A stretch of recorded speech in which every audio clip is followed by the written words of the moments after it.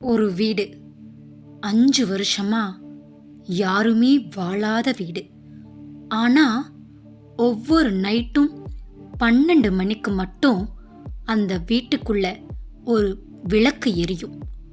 அந்த வீட்டுக்குள்ள யாரும் போய் திரும்பி வரலன்னு சொல்றாங்க. இன்னைக்கு அந்த வீட்டுக்குள்ள போறது நான் தான். இது ஒரு கதையல்ல, நடந்த உண்மை. 27வது வீடு. கேளடி கண்மணி, நான் உங்கள் யாழினி. இந்த மாதிரி ஸ்டோரிஸ் கேட்க நம்ம சேனலை சப்ஸ்கிரைப் பண்ணிக்கோங்க. இப்போ வாங்க ஸ்டோரிக்குள்ள போகலாம். சென்னைக்கு வெளியே ஒரு பழைய குடியிருப்பு பகுதி. அங்கே எல்லா வீடுகளும் நல்லா இருக்குது. ஆனா 27வது வீடு மட்டும் எப்பவும் பூட்டப்பட்டே இருக்கும். அந்த வீட்டுக்குள்ள 5 வருஷங்களுக்கு முன்னாடி ஒரு மரணம் நடந்ததாம். அருண் யூடியூப்ல மைஸ்ட்ரி வீடியோஸ் போடுறவன். வியூஸ் குறைஞ்சிக்கிட்டே வருதுன்னு என்ன பண்றது, எப்படியாவது வியூஸ் அதிகரிக்கணும் அப்படின்னு ரொம்ப யோசனையில இருக்கான். அதனால ஒரு பெரிய கண்டென்ட் தேவை. அதை யோசிச்சுக்கிட்டு இருக்கான். அப்படி யோசிச்சுட்டு இருக்கும்போது அவனோட நண்பன் சொல்றான், சென்னையில 27வது வீடுன்னு ஒன்று இருக்குடா. இரவு 12 மணிக்கு மட்டும் லைட் கரெக்டா ஆன் ஆகும் அப்படின்னு சொல்லவும் அருண் சிரிக்கிறான். என்னடா இது, இந்த காலத்துல 12 மணிக்கு மட்டும் லைட் ஆன் ஆகும்னு கதை கட்டிக்கிட்டு இருக்க? ஒருவேளை ஒயர் லூஸ் கனெக்டா இருக்குமோ என்னவோ அப்படின்னு சொல்லி சிரிக்கிறான். உடனே அவனோட நண்பன், இல்லடா, யாருமே அந்த வீட்டுக்குள்ள போய் வெளியில திரும்பி வந்ததே இல்லையாமா அப்படின்னு பக்கத்துல இருக்கவங்க எல்லாரும் பேசிக்கிறாங்க அப்படின்னு சொல்லவும் அருண் சிரிக்கிறான். இருந்தாலும் உடனே அவனுக்கு ஒரு யோசனை வருது. ஏன் நம்ம இந்த வீடியோவை எடுத்து போடக்கூடாது? நம்மளுக்கு வியூஸும் அதிகரிக்கும், காசும் வரும் அப்படின்னு யோசிக்கிறான். அருண் உடனே ஒரு முடிவு செய்கிறான். இதுதான் அடுத்த வீடியோ, கண்டென்ட் கிடைச்சிருச்சு போ அப்படிங்கிற ஜாலியில வீட்டுக்கு போறான். அடுத்த நாளுக்கு தேவையானதை எல்லாம் எடுத்து வச்சுட்டு தூங்கவும் போறான். அடுத்த நாள் கேமராவை எடுத்துக்கிட்டு அவன் நண்பன் சொன்ன அந்த வீட்டுக்கு போறான். வீட்டுக்குள்ள மங்களா மஞ்சள் விளக்கு எரியுது. கதவு பூட்டப்பட்டுதான் இருக்கு. மயான அமைதி. சுத்தி இருக்கிற வீடுகள் அனைத்தும் எப்பவும் போல இயங்க அந்த ஒரு வீடு மட்டும் பூட்டப்பட்டு இருக்கு. ஜன்னல்கள் எல்லாம் மூடப்பட்டும் இருக்கு. ஆனா உள்ளுக்குள்ள லைட் மட்டும் எரியறது நல்லாவே தெரியுது. திடீர்னு கதவு கைப்பிடி மெதுவா அசைய ஆரம்பிக்குது. அருண் பயந்தாலும், எவன்டா அவன் உள்ள இருந்துக்கிட்டு நம்மளையே பயமுறுத்துறவன் அப்படிங்கிற ஒரு நம்பிக்கையில கேமராவை எடுத்துக்கிட்டு உள்ளே போறான். உள்ளே போய் பார்த்தா வீட்டுக்குள்ள ஒரே தூசி, பழைய பொருட்கள், சிலந்தி வளைகள்னு பார்க்கறதுக்கே ஒரு அமானுஷ்ய வீடு மாதிரி ரொம்ப நாள் பூட்டப்பட்டு இருக்கிறதற்கான அறிகுறிகளோட இருக்குது அந்த வீடு. ஆனா ஹால்ல ஒரு மேஜை மேல ஒரு கப் டீ, அதுல இருந்து நீராவி வருது. இப்பதான் யாராவது போட்டு இருக்காங்க போல, அந்த மாதிரி அவ்வளோ ஹாட்டா இருக்கு. இங்க யாராவது இருக்காங்களா என்ன? எல்லோரும் வெளியில சொல்ற மாதிரி பொய்யா இருக்குமோ? எவனோ ஒருத்தன் இவங்கள நல்லா ஏமாத்துறான் அப்படிங்கிற எண்ணப்புல இங்க யாராவது இருக்கீங்களா அப்படின்னு கேட்கிறான். அப்ப மாடியில இருந்து ஒரு சத்தம். என்ன சத்தம் இது அப்படின்னு பார்க்க மேலையும் போகிறான். ஒரு கதவு மட்டும் திறந்திருக்கு. அதுக்குள்ள சுவரெல்லாம் ஒரே ஒரு முகம். அதுவும் அருணோட முகம் மட்டும் தான்.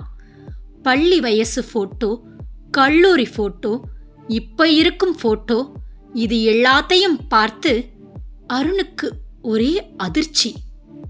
நம்ம போட்டோ இங்க எப்படி வந்துச்சு?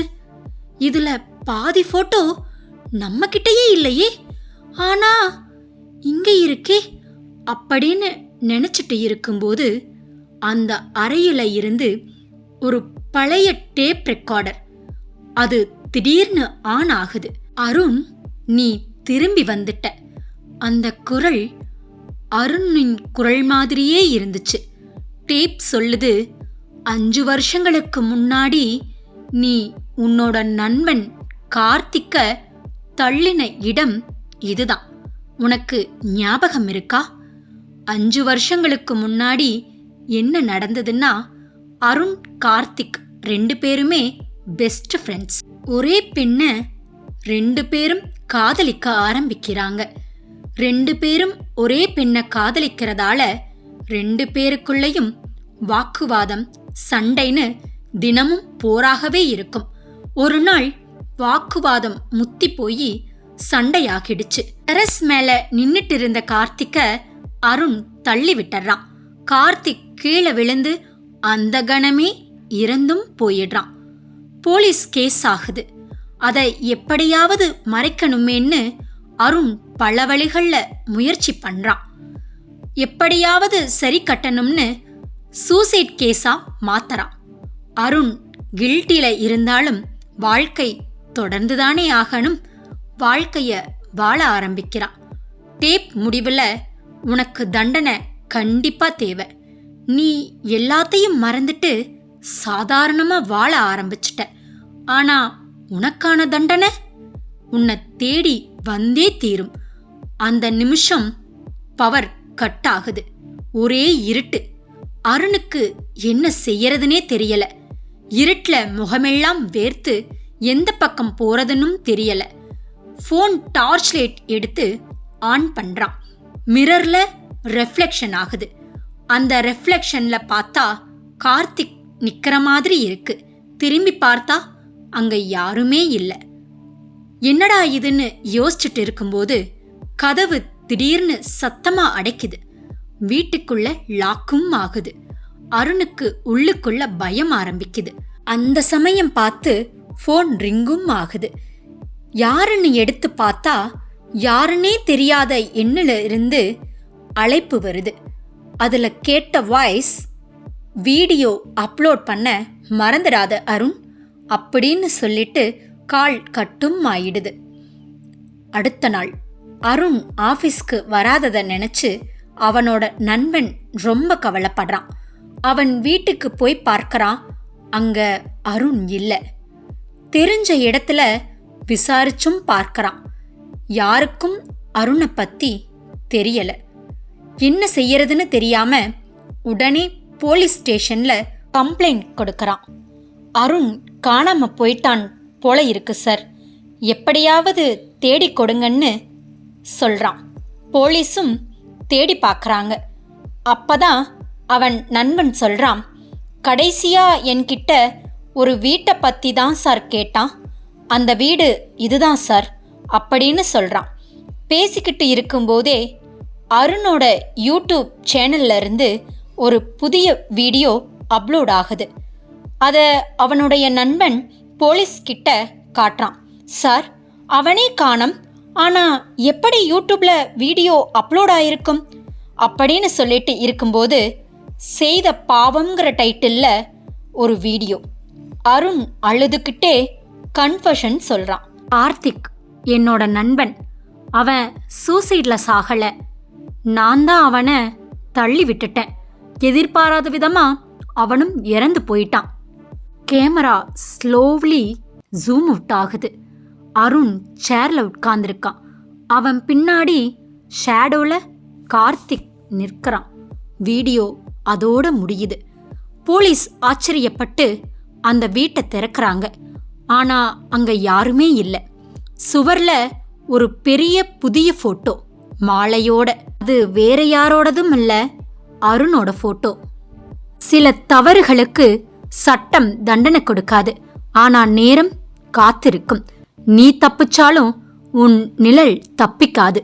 நம்ம செஞ்ச தப்பு நம்மளை தவிர யாருக்கும் தெரியாதுங்கிற நினைப்புல நம்ம சுத்திக்கிட்டு இருக்கலாம்.